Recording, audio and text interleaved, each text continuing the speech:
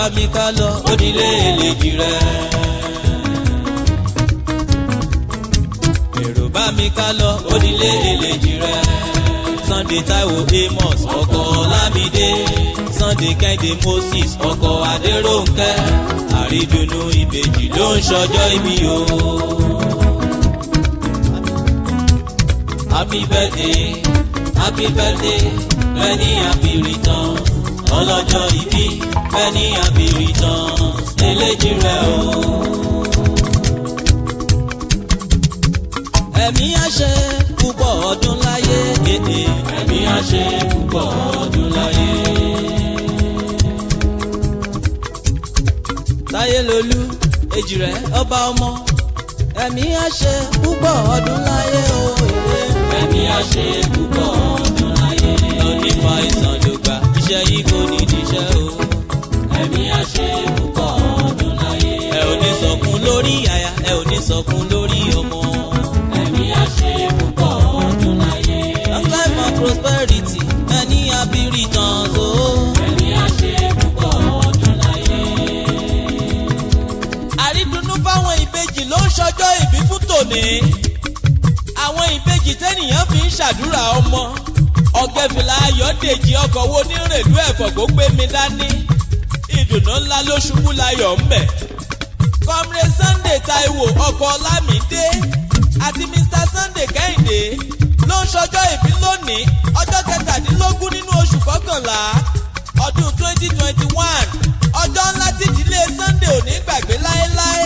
Táwọn àrídùnnú àmúyangàn ọmọ méjì wọnú ilé wọn. Ọjọ́ 17 ọ̀hún kan náà tún làyájọ́ ọjọ́ tí Comrade Sunday Táíwò àti Ọlámídé Deborah aya rẹ̀ ṣègbéyàwó. Ṣé ẹ ti rí wípé 17/11 kò ṣeé fọwọ́ yẹpẹrẹ mú nínú ìdílé wọn. Ó yá ẹ bá mi tẹ kọ̀ǹgọ́ bọ̀lù káwọn ọlọ́jọ́ bí òní ó gbọ́wọ́ ijó gẹ́gẹ́.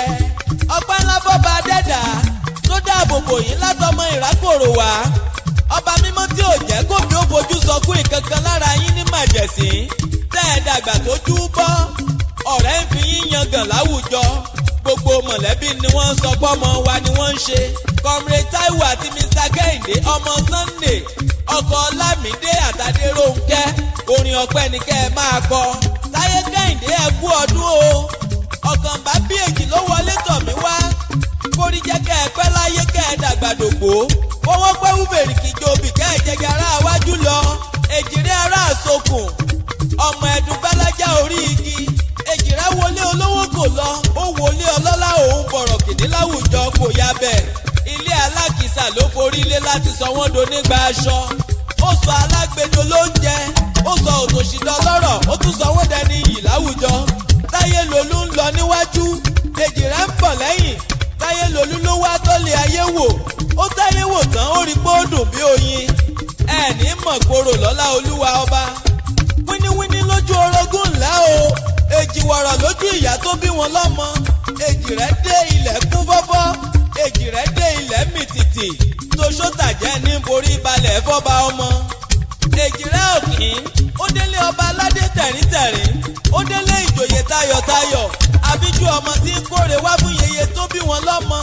Tí ń káyọ̀ bá bàbá wọn lọ́dẹ̀dẹ̀ ẹ kú oríire. Fún mi kí n bá ọrẹ lékì mi kí n padà lẹ́yìn ẹ.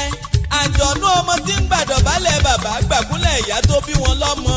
Àkọ́bí ọba Ọ̀yọ́ àbíkẹ́yìn Ọọ̀ni.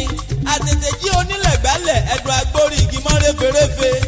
Comrade Táíwò Amos ọkọ Deborah Ọlámídé àti Mr. Sunday Kẹ́hìndé Moses ọkọ Adérónkẹ́ ọmọ wọn lẹ́fọ̀n alààyè. Ìlú olówó ìlú olókìkí ọmọ olókè kò mòkè gígùn. Èdú ilé àwọn ẹ̀fọ́ kú mòye. Adániwáyé òní jẹ́ kẹfẹ́ yìí ṣòpin. Torọ́dọọdún ni ṣáko ń rúwé.